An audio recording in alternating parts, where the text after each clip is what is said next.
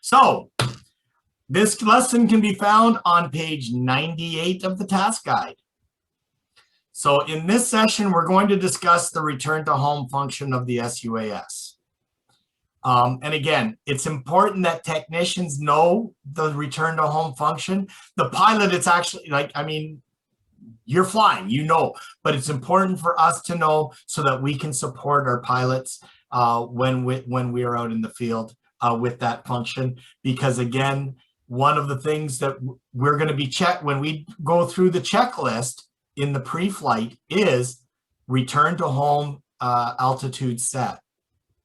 And you know, as I said, if we're in a forest operations and our trees are around 100 feet tall, and we set our return to home, we're in a clearing, but we send our return to home at 90 feet. Remember, that thing makes a beeline. Guess what's going to happen to your drone? So, as I said, we're going to start this session with another guest lecture from the Idaho Quadcopter YouTube channel showing us how the smart return to home function works on the Skydio 2.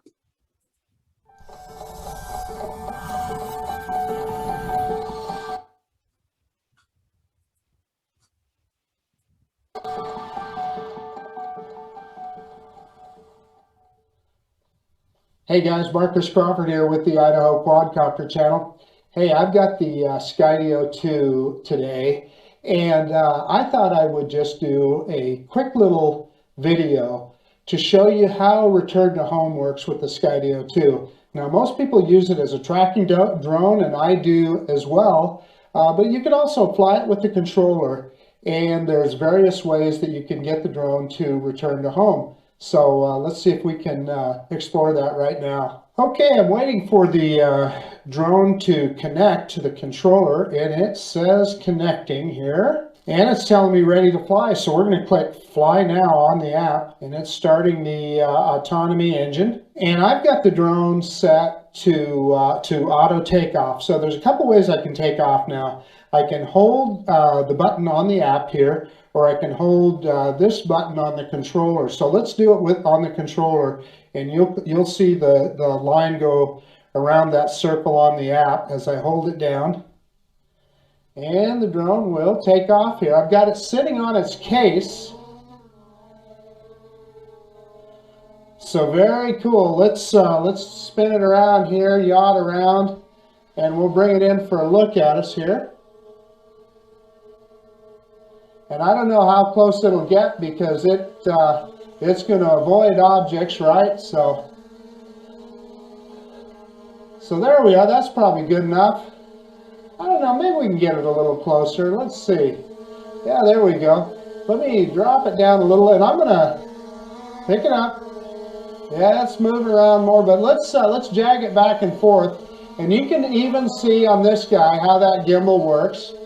And let's do a manual drone here. We're going to back the drone off, reverse and up now.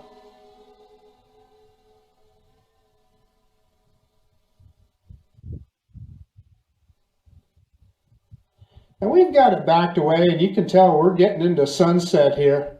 So while we're at it, I think we need to, let's go ahead and go straight up, and let's turn around. And let's go look at the Boise foothills here. And then we're going to hit a return to home from there. And we'll see, it'll come back to its starting point. And I've got the Skydio case out there. And we'll see if it recognizes the Skydio case, and we'll land on it.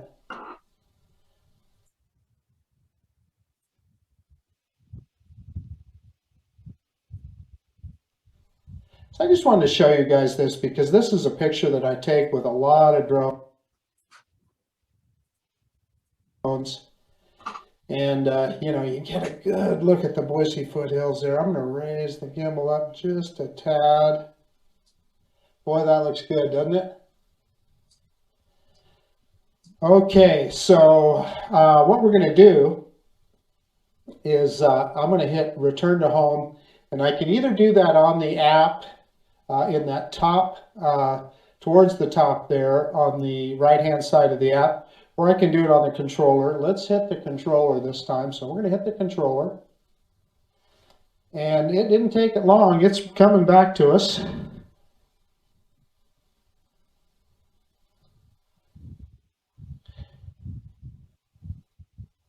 And what's interesting about the Skydio, as you'll see, is that it doesn't turn around. It just, we're just seeing the drone go in reverse.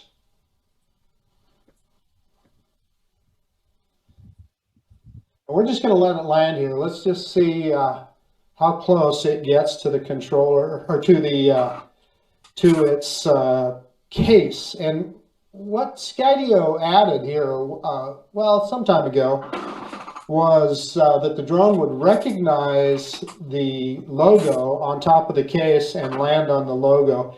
And I found it to be a little bit hit or miss, but we'll see here.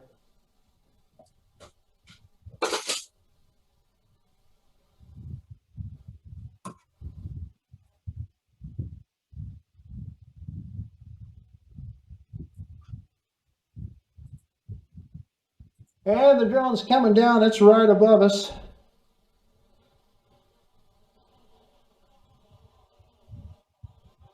And it's coming down pretty quick, boy. It's not messing around. And I thought I would see if it's going to lower the camera, but it's not. Oh, I forgot about this guy.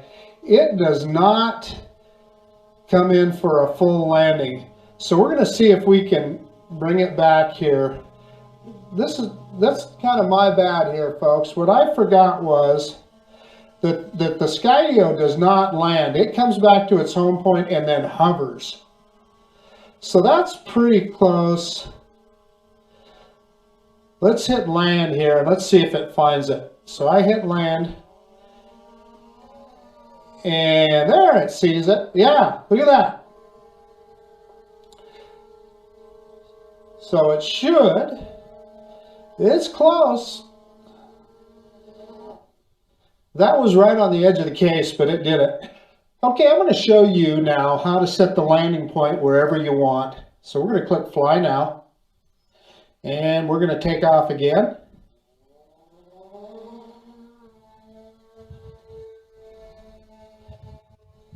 Let's hit that turbo button. Get it out there a ways fast. Yacht around here. There's our famous cell phone tower. Okay, so I am going to show you now how to change the landing point. So again, we're going to click on the map in the top right-hand corner. And I like getting the actual Google Maps picture so you can see exactly where you want to go. And I can change the landing point. So I'm going to hold my finger out in the parking lot here, hold it on the screen, and look at that, fly here now. So we can set that as the home point, and we could have hit fly here now or set it as the home point. We set it as the home point, and now I'm going to click return to home on the controller here. And it takes that command immediately, and it's coming back to that spot.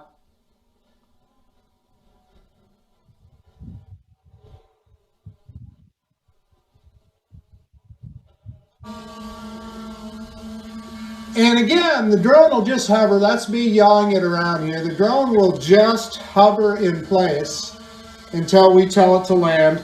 So I'm going to hold down the landing button. And here it comes.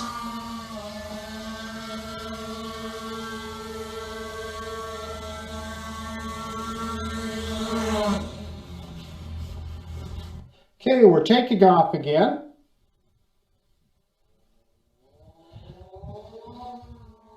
And this time I'm going to tell you how to get it to return to where the controller is. I just want to take, is anybody taking a look at where his battery level is? Oh, Yeah, I noted it, Christy. He's now at 27 or 6. Yeah. Again, do not do that. Colonel Bomer will hunt you down. and you will no longer be flying the Skydio. Let's move it out into the field here. Yeah, make sure it's on the ground by 20% or higher. I'll show you how to tell it to return to the controller. And you don't lift it up unless it's 30% or So higher. I'm turning the drone to face us. So I'm out here in the parking lot, and I'm going to tap on the return to home on the app. And all I do is tap the return location, the phone. And here it comes. It's going to come right back to where I'm standing. Pretty close, at least. I'm going to say it's about probably, just a few meters off. You can see me right there. So let's go ahead and land the drone then. And that's obviously the way this guy works. You gotta tell it to land. So we're going to hold to land. And it's going to look down, make sure it has a safe spot to land again. And it'll pick up that camera as it lands. Hey, okay, guys, the Skydio 2 returned to home. We did some good demonstrations with it today. We showed how you can get the drone to just simply return to its landing point. And what I had forgotten when we first tried that is it doesn't come in and land like most drones. It'll hover, and then you have to tell it to land. I think that's a great safety feature. I like it. But I always forget about it the first time I land it if I haven't flown it in a bit. But then we showed you how you can move the home point around on the map, and you can tell it to land wherever you want. And, you know, it's going to be accurate within, you know, I'm going to say, you know, 2 to 5 meters or so. So don't expect it to be exactly where you put your finger on the map, but it's going to be pretty close. And again, it'll just hover there. So if you don't like where it's at, you can bring it forward, hand catch it, or land it, or whatever you want to do. And then we also showed how you can tell it on the app to land where your phone is or the controller, right? Your phone is attached to the controller, or your phone is the controller. You click on that. And again, accuracy is going to vary. It's not going to be exactly on that spot. It's going to be a few meters off. So it'll come down again and hover. So then you can either say, yeah, go ahead and land, or bring it closer to you or further away, or whatever you need to do. But anyway, just another cool feature of the Skydio 2, and I thought you'd be interested. So I hope you found it useful. In any case, this is Marcus Crawford with the Idaho Quadcopter channel out. And if you like this kind of content, please consider subscribing to my channel. Most of all, I really do appreciate you taking the time to look at this video. And of course, we'll see you on the next one. Bye now. So other than the manual return to home button found on either the remote control or on the ground station, the ground control station, most SUASs have 2 other times that an SUAS may automatically initiate a return to home. I say may because it depends on the SUAS and the GCS that you're using. For example, my Phantom 3 Pro will act one way when I use the DJI Go app, but that's the one that is designed to be used by the SUAS, but it reacts differently when I use Drone Deploy. So let's take a look at these automatic return to home functions. First, there's the low battery return to home. This is triggered when the ground station app has calculated that you must return now in order to land safely. It's looking at how much power is left in the battery, how far away you are from the takeoff point, and what you've set as your low battery parameter in your ground station. So most likely you will be warned. And then you're going to get a 7 to 10 second countdown that will begin internally. And if you do not initiate a return to home within that window, the ground control station will automatically initiate the return to home on its own. This is where my P3 Pro reacts differently with the different programs. By the way, I did these as a test so I could see what it did. My best advice is to not have to rely on this method. When in DJI Go mode, it will return and land. In drone deploy, it returns and then hovers, just like the Skydio. And if I don't manually land it in time, this is a good time to bring a couple of things worth noting here. First of all, the internal calculation is not based on CAP guidelines. We're going to see in later sessions in the mission pilot stream the CAP parameters for battery usage, and we've just discussed that a little bit. And some of you have already looked at that. No, we do not fly under 30%. Also, what the GCS doesn't take into consideration is wind direction and speed. And if you're flying home against the wind, Bob Seeger. Oh, good times. Sorry, got caught up there. So anyway, if you're bucking a strong wind, you may end up watching your SUAS do a kingfisher imitation.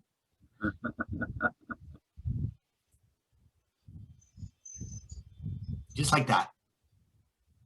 It's a beautiful sight, but you don't want to see your SUAS do it. Remember what I said about not manually landing in time? Yeah, good thing I was only testing.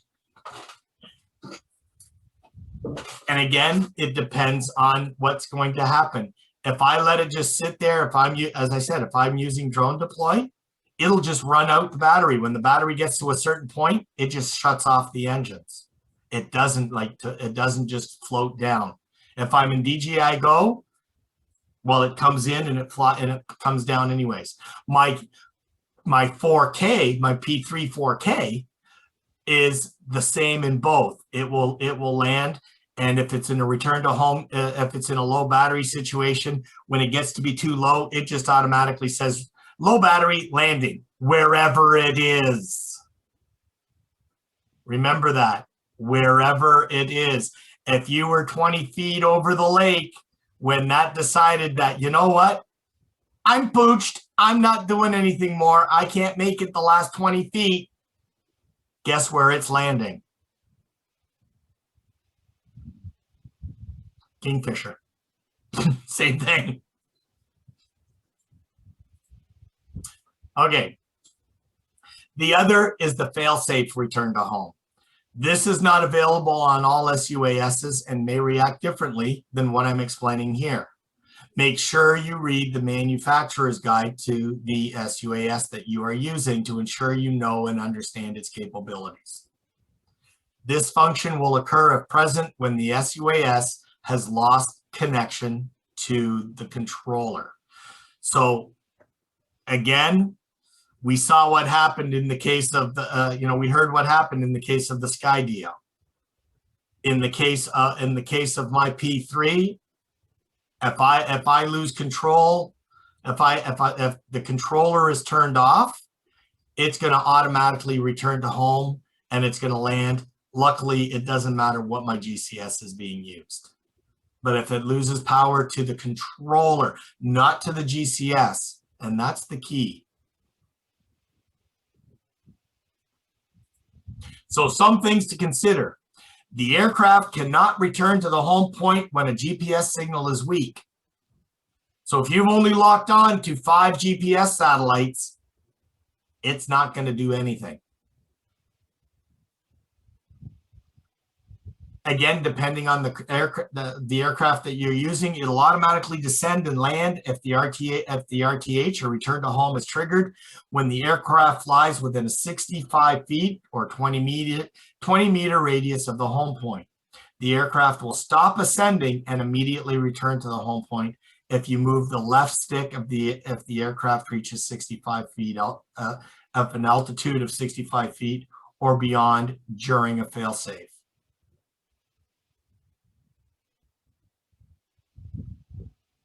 Okay, so unless you've actually flown 60 feet away from you, which for the most part you probably will, but during training you may not. You still don't have that confidence. You're still keeping it close. Or you're doing a point of interest using yourself as a body. During training, I was using myself as a point of interest body. I was nowhere near 65 feet away from me. So at any time, that automatic return to home would never have been triggered. Okay, very key point. The aircraft cannot avoid obstructions during fail-safe return to home if the forward vision system is disabled. Well, the P3 has no vision system. There's no sensors involved. So again, in my case, if I'm looking, if I don't put that return to home altitude in place and I'm flying, yeah. So it's important to set a suitable fail-safe altitude before each flight. And that's one of our checklists. Don't just ignore that. Oh yeah, it's good. Do that quick calculation in your head. Pull up the fail-safe. Make sure it's the same that it was the last time you used it. If the last time you used it, you were in a forested area and you had 100-foot trees, and this time you're in an urban area and you've got a 500-foot building in front of you, guess what's going to happen on a return to home?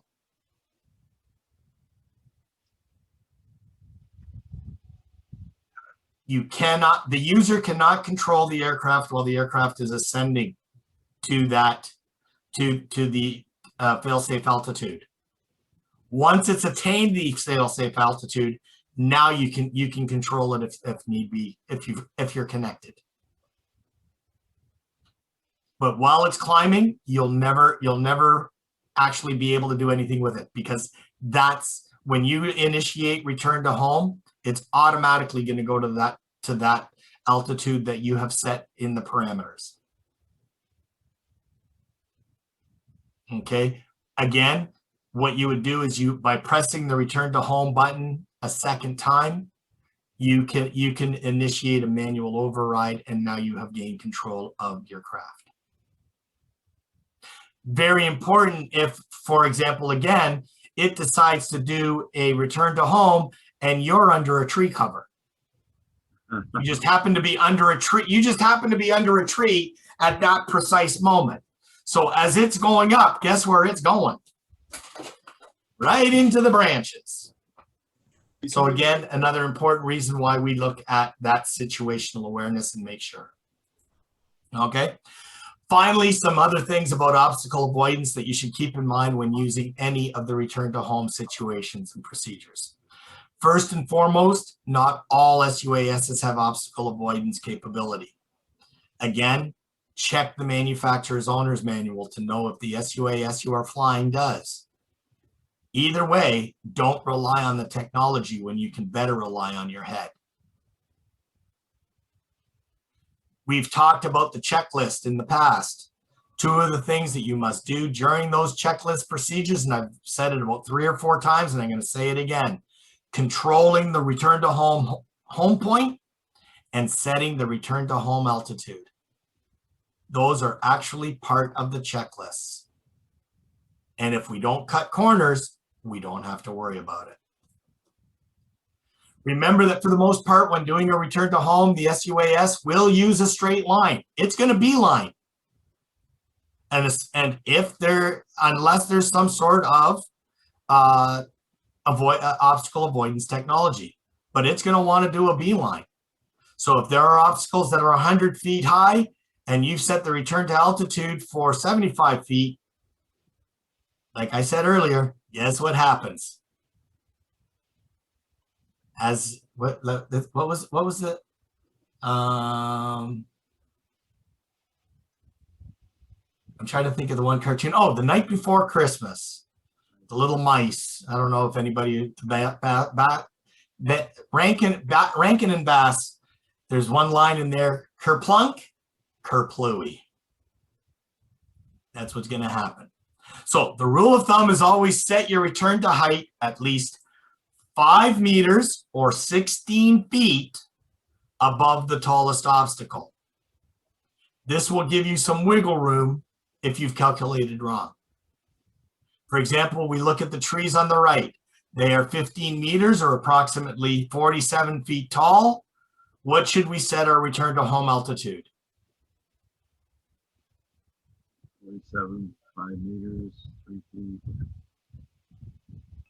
20 meters. 20 meters or approximately 63 feet. Okay.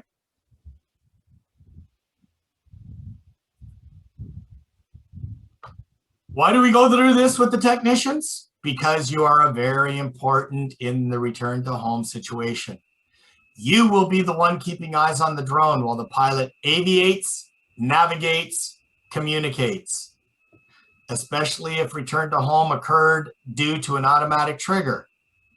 While the pilot is trying to reconnect in the event of a failsafe, you may need to let the pilot know that he or she is headed into trouble. Action may be required.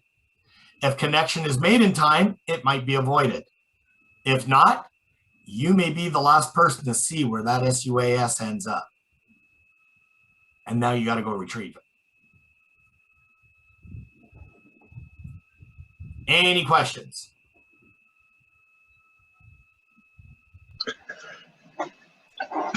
How precise the drone can locate its home, back home? Sorry? How precise a drone can locate this home? It depends on the number of GPS satellites that you're connected to, and it depends on the drone itself.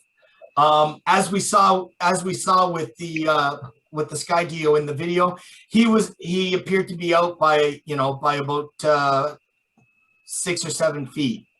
For the most part, when I've got my and again, I've never flown the Skydio. I've only flown my 2 Phantoms, and of course my Tello.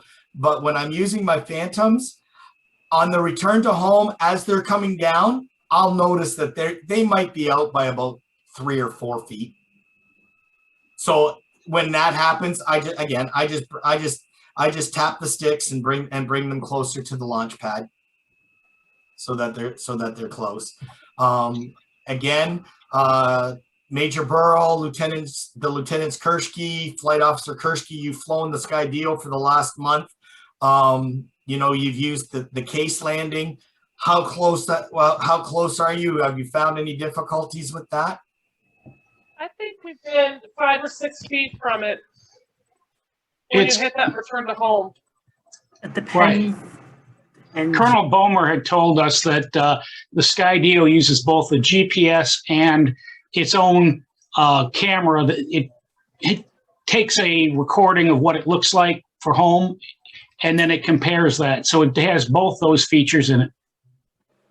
in general, at least in my experience of watching it, and normally I'm the one being the technician, so I don't always get a clear view of it. It's within 5 or 6 feet when it returns to home, but I've seen it where it's basically directly on top of it, especially if you have the camera pointing down and you can see where it's looking. So it's just very dependent both on the wind, where it's coming from, and probably GPS signal, since I've noticed that in areas where it loses connection or, when GPS signal is weaker, it tends to be a bit farther off, but, quantitative versus qualitative, not 100% sure. Yeah.